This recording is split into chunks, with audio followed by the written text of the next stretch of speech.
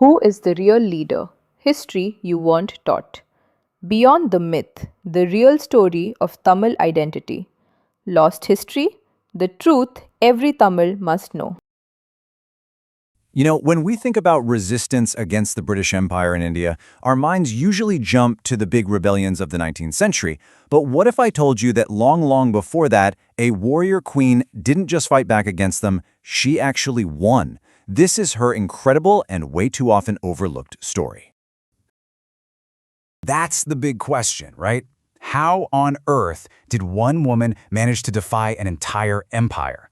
Well, it's this amazing story of brilliant strategy, unbelievable sacrifice, and just an unbreakable will. We're going to break down exactly how Velu Nachiyar, a name you absolutely should know, pulled off the impossible. Okay, so to really get who this queen was, we have to go all the way back to her childhood. She was born in 1730, the only child of a king. But here's the thing, she wasn't raised to be some sheltered princess. Nope. Her father raised her as if she were a prince, a future ruler, a future warrior. And that upbringing, it forged her into someone truly extraordinary. And when I say warrior, I mean it. The level of her training was just, wow. This wasn't just for show. She mastered Silambam, which is a super complex style of staff fighting. She was an expert with a sword, and she even learned to use the Valari, a kind of sharp spinning throwing weapon.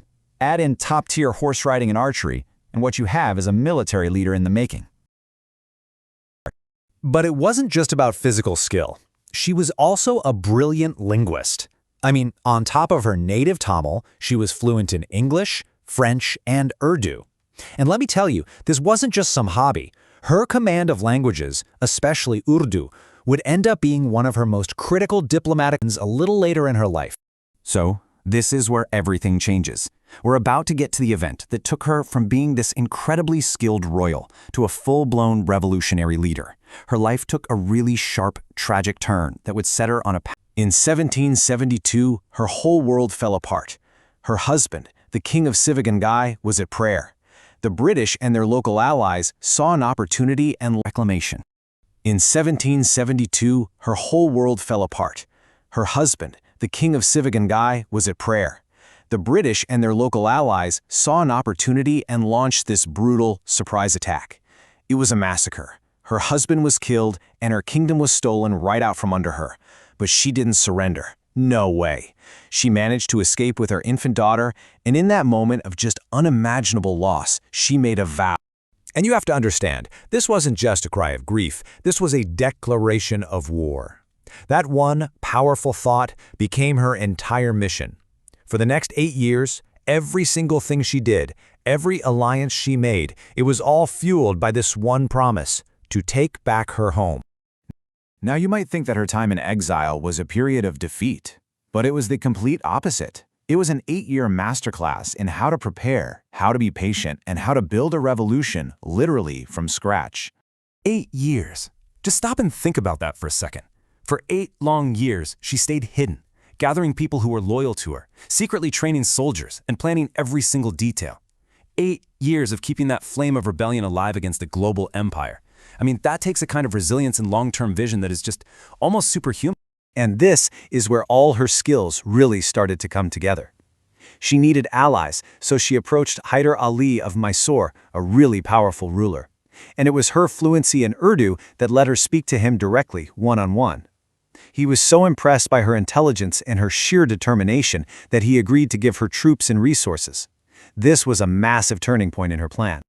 And get this, here's another move that was just so far ahead of its time. Velu Nachiyar didn't just rebuild a normal army, she completely revolutionized it. She created an all-woman intelligence and combat unit, and she named it Udayo. This was practically unheard of back then, and it just shows you what an innovative leader she was. Okay, so after 8 long years, the time had finally come. It's 1780, her army is ready, her alliances are solid, and her plan is about to be set in motion. This wasn't just another battle. This was the culmination of nearly a decade of tireless preparation, and it all hinged on one act of incredible bravery. At the very center of this plan was a woman named Kuyili. She was one of Velu Nachiyar's most trusted commanders, fiercely loyal, and she volunteered for a mission that would not only change the course of the battle, but would also go down in history. See, the British had one huge advantage: a massive stockpile of ammunition. The plan was to take that away. During a festival, Kuyili and her unit snuck into the British fort. Once they found the arsenal, Kuyili doused herself in oil, walked straight into the ammunition dump, and became a human torch. The explosion was immense. It destroyed the British firepower and was the signal for Velu Nachiyar's main army to attack. With the British forces completely thrown into chaos, Velu Nachiyar's army stormed the capital. The battle was a decisive victory. But her story doesn't stop there. Because winning the war is one thing. Securing the peace is a whole other challenge. And the scale of her victory was just total.